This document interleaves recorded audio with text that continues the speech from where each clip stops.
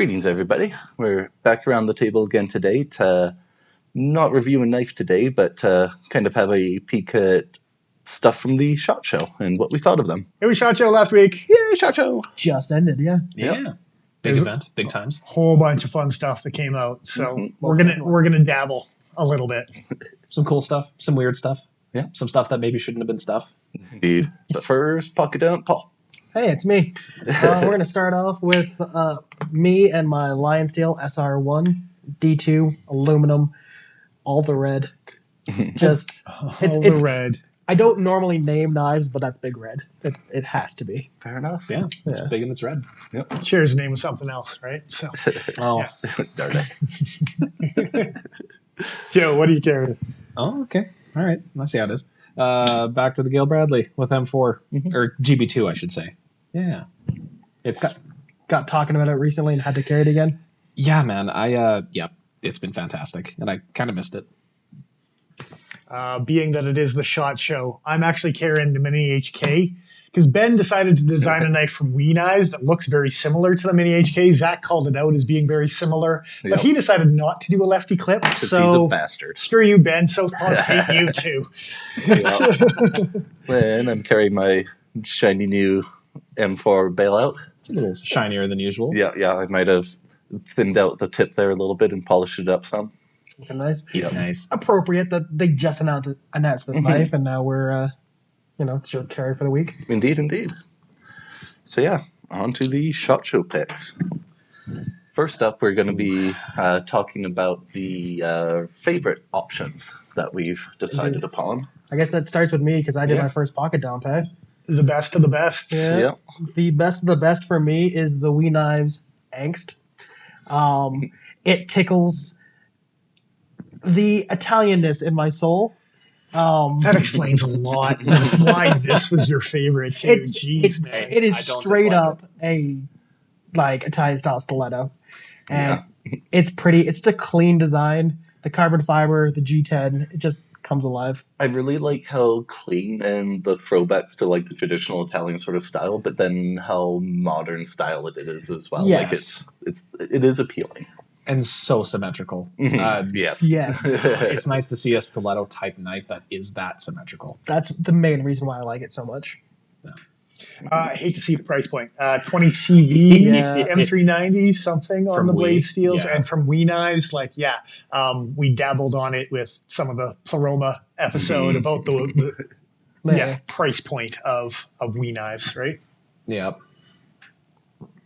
Indeed.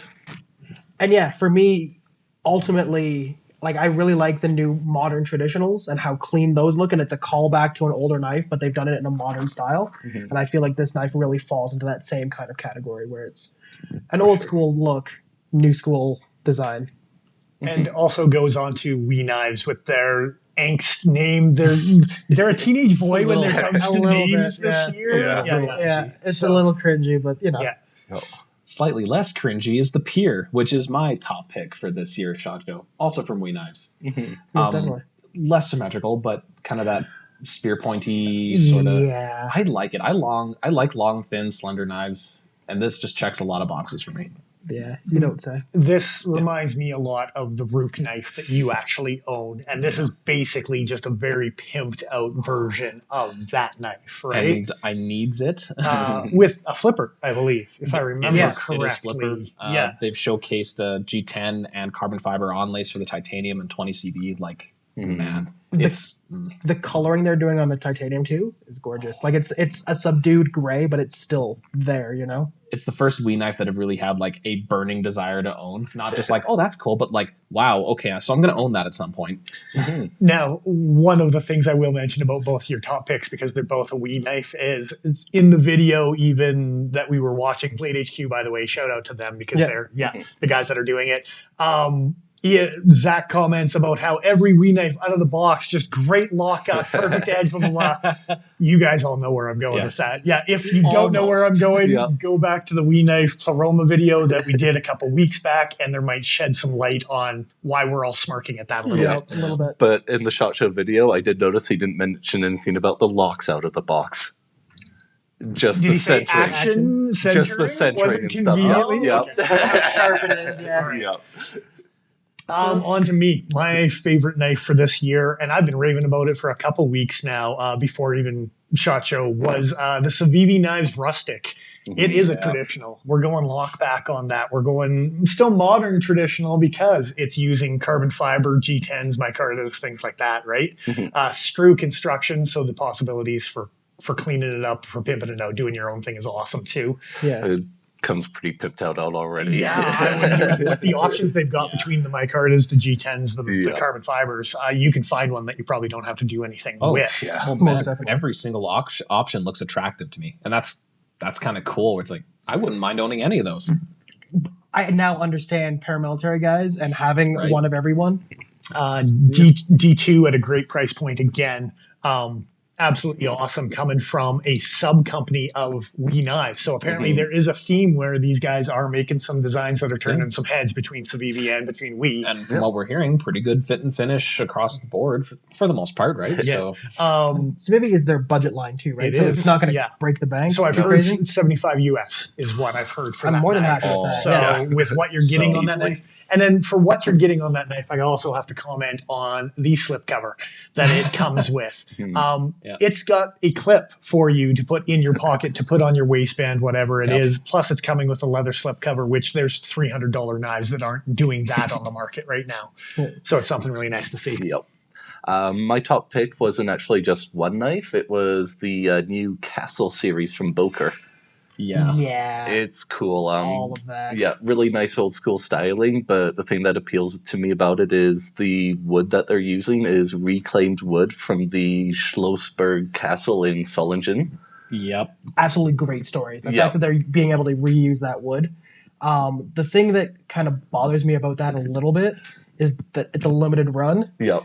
and it's limited to 132. No, it's 1,000. 1,133. Yeah, okay, yeah, 33. 1,133. And the reasoning for that such a weird random number is that was the year the castle was built. And that is awesome. But sprint runs suck. But it's What do you want inherently them to- going to be a sprint run. There's only so much wood that they can take out. I was Of gonna say, course. what do you want them to do? 100%. Yeah. Break down the whole 100%. castle? Come on, Yeah, man. like it's a limited supply they have, so it's Yeah. going to be a sprint run. No, and I completely Yeah. agree. I want one, and I'm not going to be able to get my hands on Yeah. one.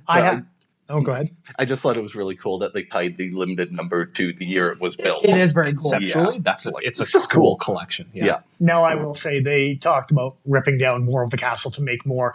They actually had to reconstruct those areas of the castle Yeah. Well, itself. it's not so much that they're ripping it down, it's that the reconstruction is ongoing. And because the reconstruction's ongoing and they're taking the lumber out, they went to the castle people that were doing Yeah, the yeah, reconstruction The and old got wood it is from garbage, them. right? That wood was yeah. literally going to be thrown away. It wasn't like they went in and just took the floorboards out of the castle and went, "Screw you, we're but making it was knives." it was mandatory that they had to do these, or the castle was going to collapse. Basically. Yes, so exactly. that's why is they're not ripping it down for the knives. Yes. They're ripping it down to make the castle still exist. And they're and just they're- taking yes. advantage of it. and Yeah. keeping that history around, which is super cool. Yeah.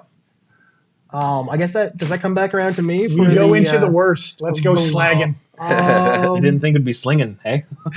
Where is it? Yeah, it's the Tirpitz. Yeah. So Yeah, high that- note for Boker, then low note for Boker. a little bit.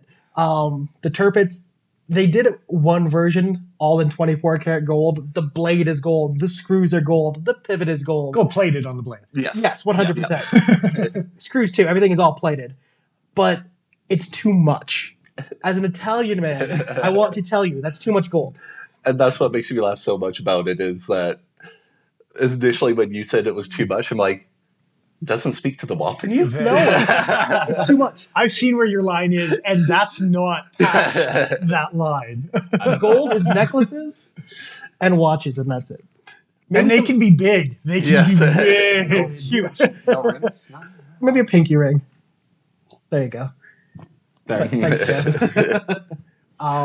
But yeah, it just screams like hookers and blow. Oh, dude, it's And- it's and- tacky. and- It's tacky as It's hell. too much. Gaudy. If they did that exact same knife without the gold plated blade and just had the gold screws, I think that would have been really nice. And they William do a Henry. version without any plating on it.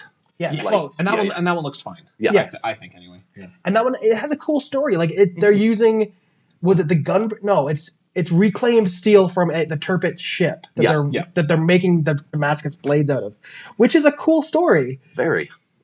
What part of that ship was gold? The all I'm saying. the doubloons, don't you know? The captain's buttons. Yeah. Yeah. No, the twin guns on the front of the ship just completely 24 They'd karat. melt. You could only take 2 shots at a time. They'd melt. I was going to say the same thing. Exactly. Righty. Oh wow. On to okay. Joe's worst. So my absolute worst pick is the Parascale from CRKT. They did a couple of things right for me. They made a deadbolt knife that used D2 steel. Sure, it was still plastic handles, and I could have lived with that. What I couldn't live with was the fact they wrapped them with paracord. If anyone's ever used a knife in filthy conditions and have it being a folding knife, this is a horrible idea. The only way that it would be acceptable to me is if you lacquered those and made them permanent, which would mean you couldn't disassemble the knife. Yeah. So Or change them out. that's just it. So for me, this knife is a huge letdown because it had a lot of stuff I was looking forward to from CRKT, D2 and a deadbolt, and something that doesn't look like the Clever Girl. Yeah. And for me, it's a matter of I'm looking for a lot of different things in a handle of a knife, and paracord is never on that list. Yeah. I'm going to throw it out there, and there's other people in this room that agree. I don't hate it. That's it. I'm throwing it out there. All 3 of you guys slag this Parascale knife the whole time. You're both wrong. Yeah. It's okay. The pocket ergos are going to be horrible trying to get it in and out of your pocket every Okay, I time. It's agree. going I to agree. And you will wear that paracord Now, out. what I disagree with is Joe talking about dirt and grime. It's replaceable. You're going to have a nice, clean knife you can wash off, and you can put a different color of paracord to make it your But own. if you drop that knife in the mud, and sure, you can go to a stream and wash most of it out, but now you have to completely take the paracord out to clean that. No, you don't. If it's tight enough, it's not getting underneath. You can rinse it It's out getting like in any between other the blade knife. and the scale. But also, if you're like out on a camping trip and you do end up getting it wet and rinse it out, that paracord is going to stay wet for a while. Unless you undo it and tie it, which is part of the whole thing, Which is, right? I don't have to Yeah, do which that is with the that stupid knife, part of or the that whole knife, thing. or that knife. Yeah. I like the personalization of it. Okay, I like the yes, fact the that personalization Only is redeeming factor. I think it's super cool that you're taking a base model knife and you can take Atwood's catalog and make it Tar Heels Carolina blue if you want But to. I hate the application of that 100%. concept. You can make it Rastafarian. You can make like Jamaican literally- trees. Yeah. The option for the worst handle material. Hey, take the worst handle material and then now let's change the color on it. We haven't gotten into hockey tape yet. Fair. I think I'd rather hockey tape. Oh, that's brutal. That's brutal. That's blasphemous. Anyway, I'm going to throw it out there. I don't think it's the worst knife out there. I think All right, the what do you marketability think is the worst? And on that note, my worst knife. Oh my God, Fox made a fixed blade.